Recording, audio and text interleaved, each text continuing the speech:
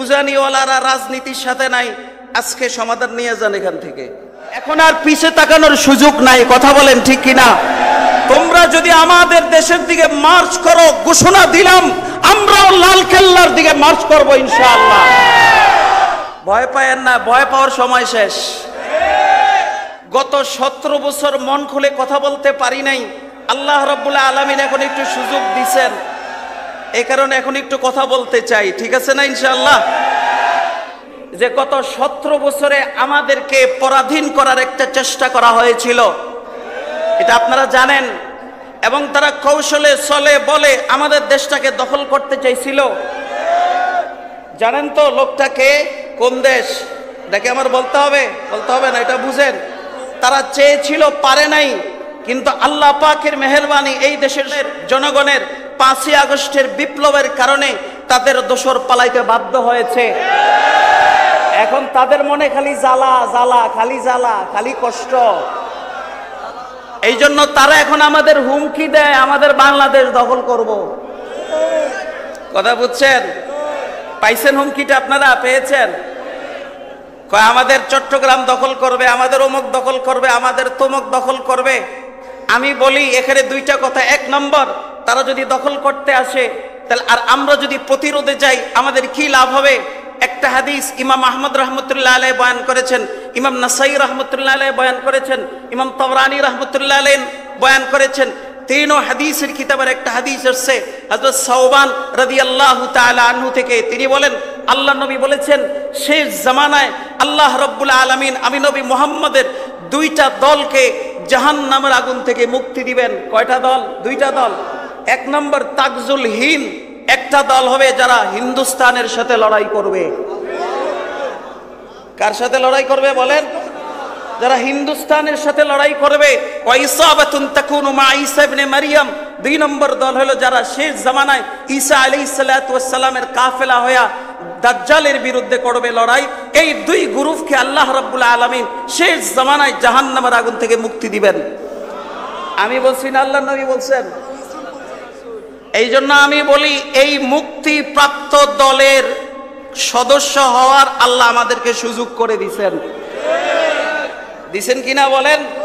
কারণ এই হিন্দুস্তান বলতে বর্তমানে ইন্ডিয়াকে বোঝানো হয়।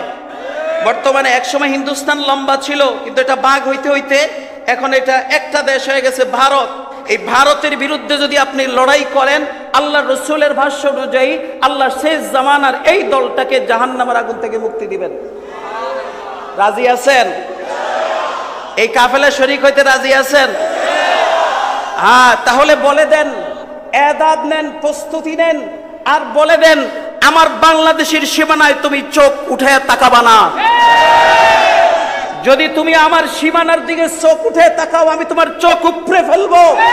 আমরা সেই ইমানদার। যদি তুমি আমার বাংলাদেশের দিকে হাত বাড়াও, আমি তোমার হাত ভেঙে দিব। বলে দেন। আকাবেরদের ইতিহাস তাকায় দেখেন, সবার স্লোগান ছিল এটা, সাবিলুনা সাবিলুনা আল জিহাদ আল জিহাদ, তরিকুনা তরিকুনা আল জিহাদ আল জিহাদ। কিন্তু আমাদেরকে এটা ভুলে দেওয়া হয়েছে। আজকে থেকে এখান থেকে স্লোগান হবে ওই ভারত, তারা নারে তাকবীর স্লোগানকে ভয় পায়। আপনি প্রতিটা মহল্লায় স্লোগান দেন, সাবিলুনা সাবিলুনা আল জিহাদ আল জিহাদ। আপনি বাংলার জমিন থেকে স্লোগান দেন, যদি ঈমানের সাথে দিতে পারেন, কথা দিলাম দিল্লির মসজিদের ভিতরে কাঁপন উঠবে ইনশাআল্লাহ। আপনাদেরকে সাবধান করার জন্য, সতর্ক করার জন্য, আপনাদেরকে ঘুম থেকে উঠানোর জন্য আজকে আমি এই বিষয়টা উঠাইছি। অতি দ্রুত প্রস্তুতি নেন, যার যার সামর্থ্য অনুযায়ী কে কিভাবে নেবেন সবার ওই পথ জানা আছে, সেই পথ অনুযায়ী প্রস্তুতি নেন।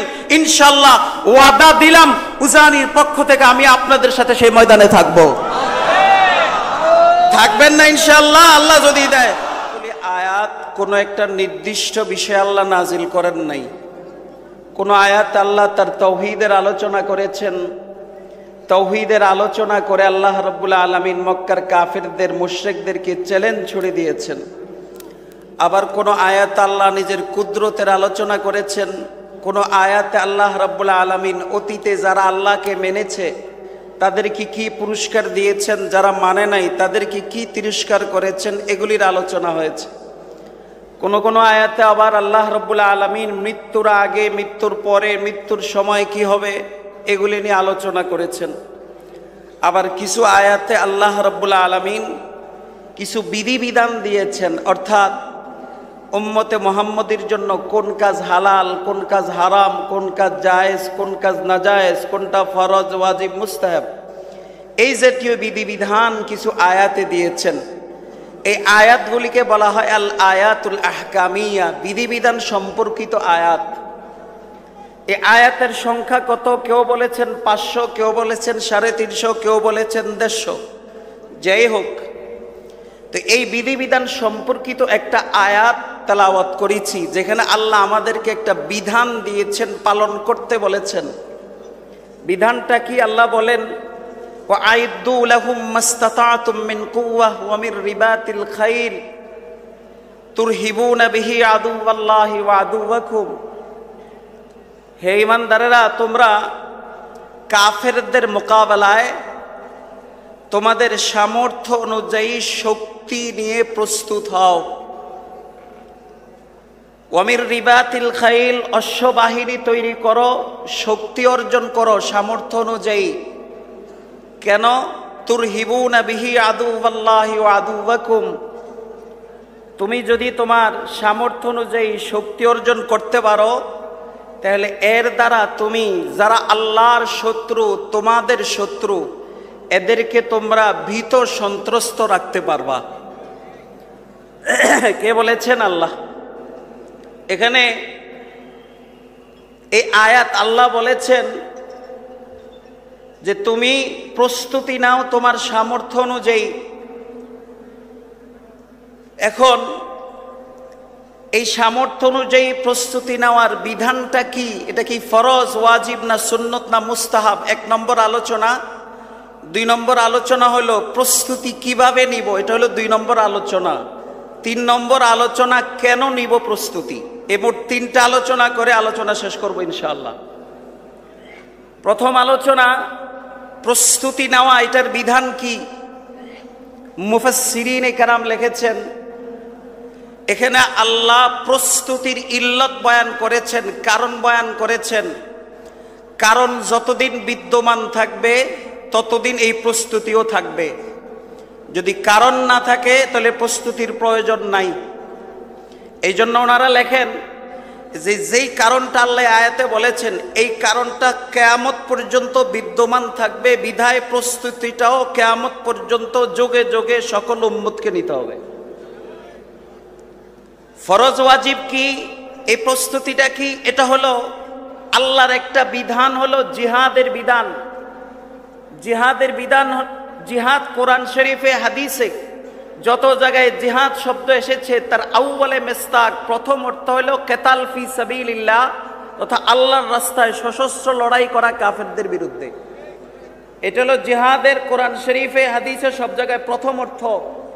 জিহাদের আরো অর্থ আছে, সেগুলি কারিনা নিয়া, এলার কোনো আলামত থাকলে তখন ভিন্ন অর্থ নেওয়া যায়, কিন্তু প্রথম অর্থেই হলো কেতাল ফি সাবিলিল্লাহ, আল্লাহর রাস্তায় কাফেরদের বিরুদ্ধে সশস্ত্র লড়াই করা। এটা হলো জিহাদের প্রথম অর্থ। তো জিহাদ 2 প্রকার হয়, একটা জিহাদ ফরজে আইন আর একটা ফরজে কিফায়া। এগুলি উলামায়ে কেরাম ফতোয়া দিবেন, যখন জিহাদ ফরজে আইন হয় তখন এদাত তথা প্রস্তুতি গ্রহণ করাও ফরজে আইন, কিন্তু যখন জিহাদ ফরজে কিফায়া হয় তখন প্রস্তুতি গ্রহণ করাও ফরজে কিফায়া। এটা হলো জিহাদের ক্ষেত্রে। কিন্তু আল্লাহ কোরআনের মধ্যে যে ইল্লত বয়ান করেছেন, কাফিরদেরকে ভীত সন্ত্রস্ত রাখা, এটা যেহেতু কিয়ামত পর্যন্ত থাকবে, তাই কিয়ামত পর্যন্ত প্রত্যেকটা মুমিনের জিহাদের প্রস্তুতি রাখা এটা ফরজে আইন। কথা বুঝাইতে পারলাম? আমরা অনেকগুলি বিষয় ভুলে গেছি, জানি না। গত 17 বছর মন খুলে কথা বলতে পারি নাই। আল্লাহ রাব্বুল আলামিন এখন একটু সুযোগ দিয়েছেন, এই কারণে এখন একটু কথা বলতে চাই। ঠিক আছে না ইনশাআল্লাহ? খেয়াল করবেন কথাগুলি, আমাদের উপরে ইলজাম হয় উজানিওয়ালারা রাজনীতির সাথে নাই। আজকে সমাধান নিয়ে যান এখান থেকে। এটা আমি আলোচনা যাব না। রাজনীতির সংজ্ঞা কি, কি গণতান্ত্রিক রাজনীতি এক জিনিস, না ইসলামী রাজনীতি ভিন্ন জিনিস না এক জিনিস, এটা আরেক আলোচনার বিষয়। কিন্তু আল্লাহর রসুল যেই রাজনীতি করে গেছেন, আজকে সেই রাজনীতির একটু সংক্ষিপ্ত আলোচনা হবে ইনশাআল্লাহ।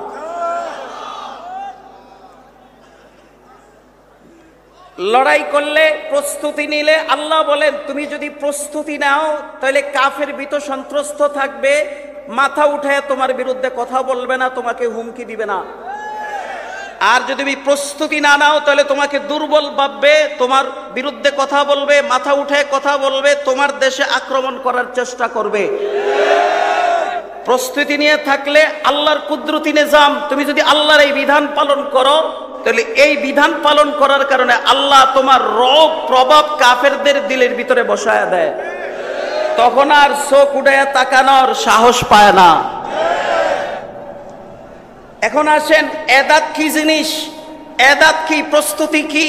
হাদিসের মধ্যে আসছে, আল্লাহ আয়াতে বলেন ওয়াইদু লাহুম মাসতাতাতুম মিন কুওয়া, শক্তি অর্জন করো। শক্তিটা কি? এক হাদিসে বলছে আল্লাহ রাসূল, আলা ইন্নাল কুওয়াতা আর-রামি, আলা ইন্নাল কুওয়াতা আর-রামি, কয় শক্তি হলো তীর নিক্ষেপ করা। কি করা বলেন তো? এই হাদিসগুলি আপনাদের সামনে কেউ বলেন, আজকে শুনেন। তীর নিক্ষেপ করা, মুহাদ্দিসিনে কেরাম এই জায়গায় লিখেছেন তখনকার সময়ে তীর নিক্ষেপ ছিল সর্বোচ্চ পর্যায়ের শক্তি। বলেন, তীর নিক্ষেপ ছিল সর্বোচ্চ পর্যায়ের শক্তি। এই জন্য মুহাদ্দিসিনে কেরাম লেখেন এটা হলো যোগের, শুধু তীরের সাথে সম্পৃক্ত না, যেই যোগে যেই অস্ত্রের ট্রেনিং নিলে, যে প্রশিক্ষণ নিলে সর্বোচ্চ প্রশিক্ষণ নেওয়া হবে, ওই যোগে ওই অস্ত্রের প্রশিক্ষণ নেওয়াটার নামই হলো এদাত আর কুওয়াতার শক্তি। এখন আছে AK-47, এখন আছে বোমারু বিমান B-59, নাকি আপনারা কি আবার ভয় পাইবেন আমার কথায়? ভয় পায়েন না, ভয় পাওয়ার সময় শেষ। কথা বলেন ঠিক কিনা?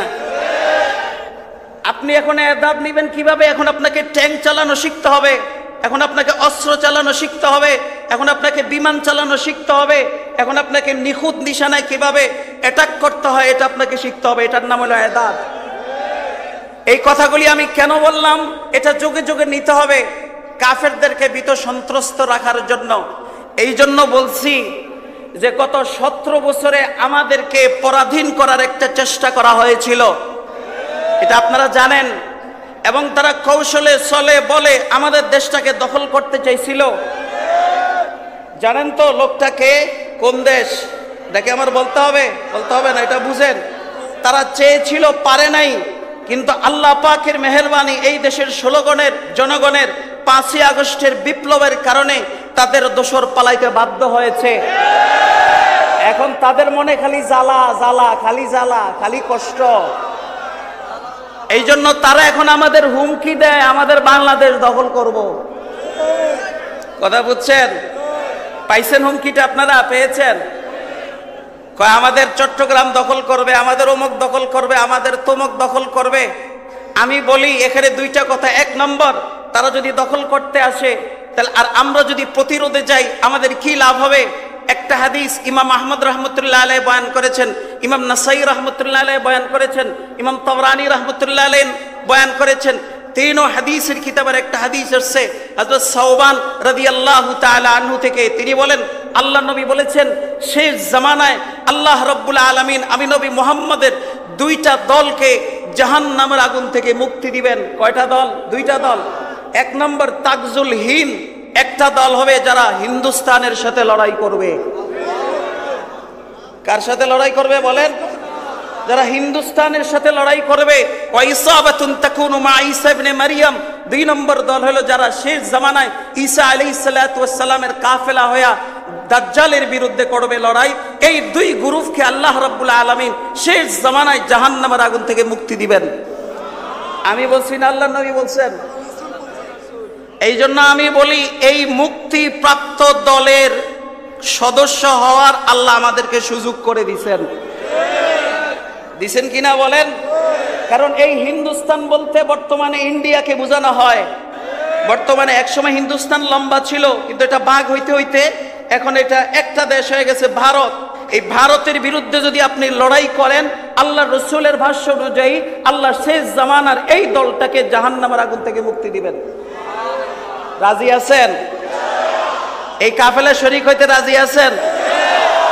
হ্যাঁ, তাহলে বলে দেন, এদাদ নেন, প্রস্তুতি নেন, আর বলে দেন আমার বাংলাদেশের সীমানায় তুমি চোখ উঠে তাকাবা না।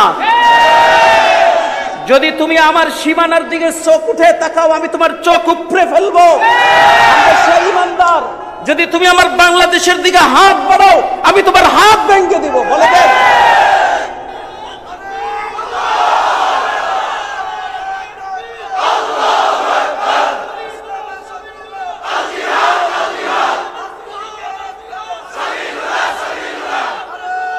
হ্যাঁ মোহতারাম হাজিরিন, খেয়াল করেন, খেয়াল করেন, খেয়াল করেন। এরা যদি বেশি বাড়াবাড়ি করে, জায়গায় জায়গায় দুর্গ গড়ুন আর বলুন ইন্ডিয়া হিন্দুস্তান ছিল আমাদের। আমাদের ছিল কিনা বলেন? আমাদের মুসলমানের দুর্বলতার কারণে সুযোগে তারা দখল করেছে।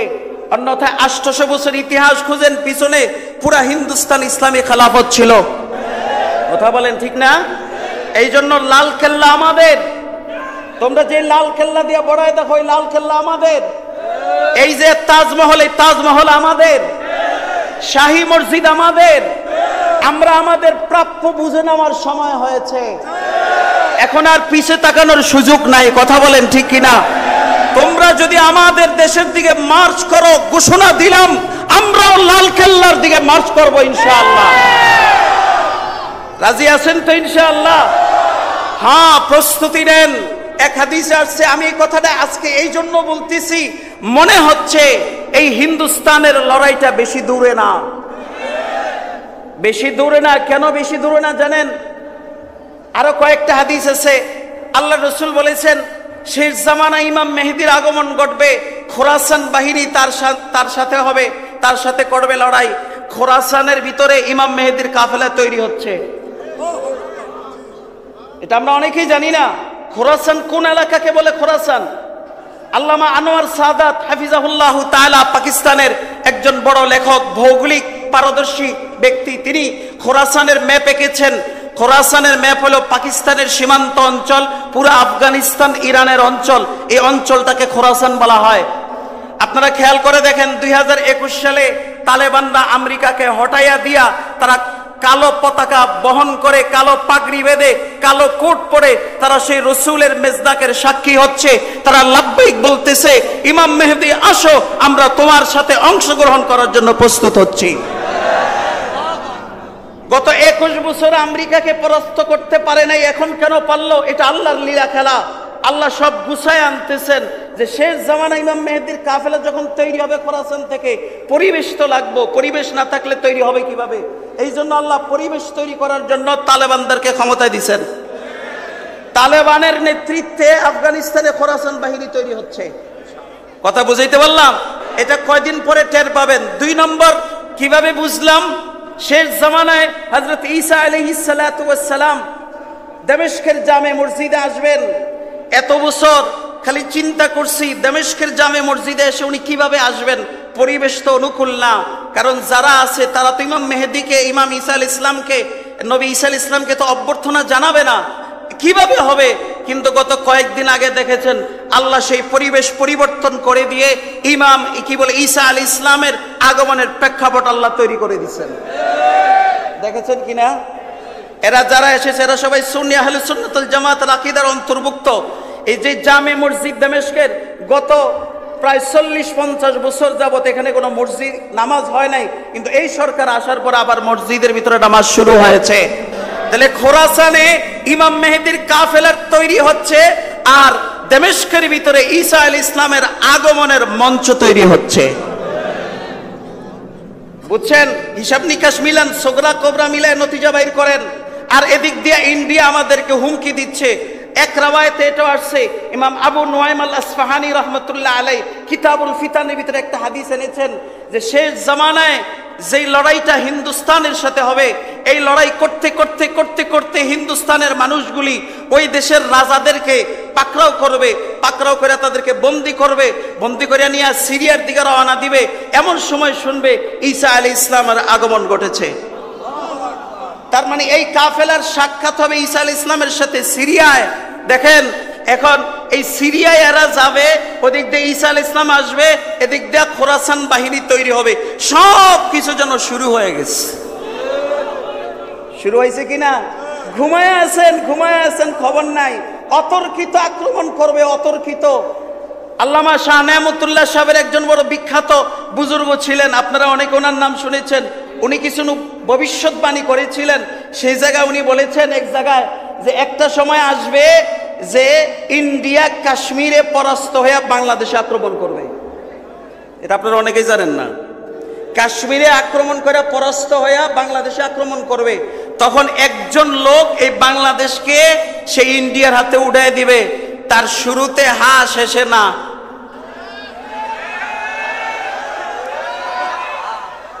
কথা বুঝছেন আমার? এটা শাহ নেয়ামতুল্লাহ সাহেবের ভবিষ্যৎবাণী। এখন দেখেন সে তো এই দেশ থেকে বিতাড়িত হয়েছে, কিন্তু ওই দেশে যাইয়া বৈশা সে কিন্তু ক্ষান্ত নাই, সে ষড়যন্ত্র করেই যাচ্ছে। এই জন্য এখন যদি সাবধান না হন তাহলে অঘোরে প্রাণ দিতে হবে। তাই আপনাদেরকে সাবধান করার জন্য, সতর্ক করার জন্য, আপনাদেরকে ঘুম থেকে উঠানোর জন্য আজকে আমি এই বিষয়টা উঠাইছি। অতি দ্রুত প্রস্তুতি নেন, যার যার সামর্থ্য অনুযায়ী কে কিভাবে নেবেন সবার ওই পথ জানা আছে, সেই পথ অনুযায়ী প্রস্তুতি নেন। ইনশাআল্লাহ ওয়াদা দিলাম উজানির পক্ষ থেকে আমি আপনাদের সাথে সেই ময়দানে থাকবো। থাকবেন না ইনশাআল্লাহ? আল্লাহ যদি দেয়।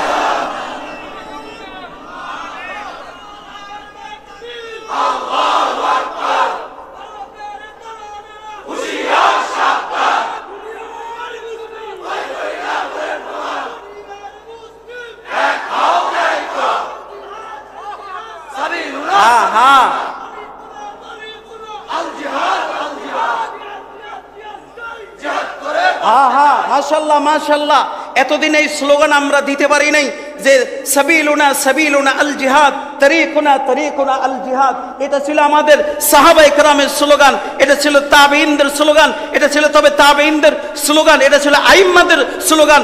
আকাবেরদের ইতিহাস তাকায় দেখেন, সবার স্লোগান ছিল এটা, সাবিলুনা সাবিলুনা আল জিহাদ আল জিহাদ, তরিকুনা তরিকুনা আল জিহাদ আল জিহাদ।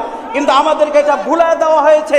আজকে থেকে এখান থেকে স্লোগান হবে ওই ভারত, তারা নারায়ে তাকবীর স্লোগানকে ভয় পায়। আপনি প্রতিটা মহল্লায় স্লোগান দেন সাবিলুনা সাবিলুনা আল জিহাদ আল জিহাদ। আপনি বাংলার জমিন থেকে স্লোগান দেন, যদি ঈমানের সাথে দিতে পারেন কথা দিলাম দিল্লির মসজিদের ভিতরে কাঁপন উঠবে ইনশাআল্লাহ।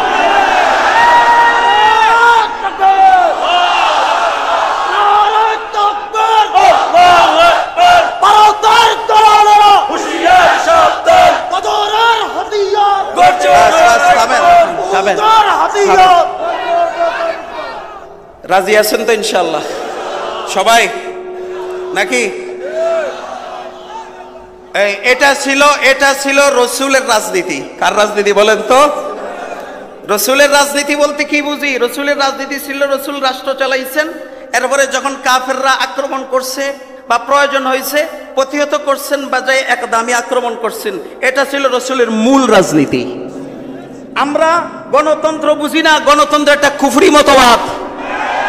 মনে রাখবেন, এই কুফরি মতবাদ দ্বারা পৃথিবীতে কখনো শান্তি আসে না, আসবেও না। এটা লম্বা কথা।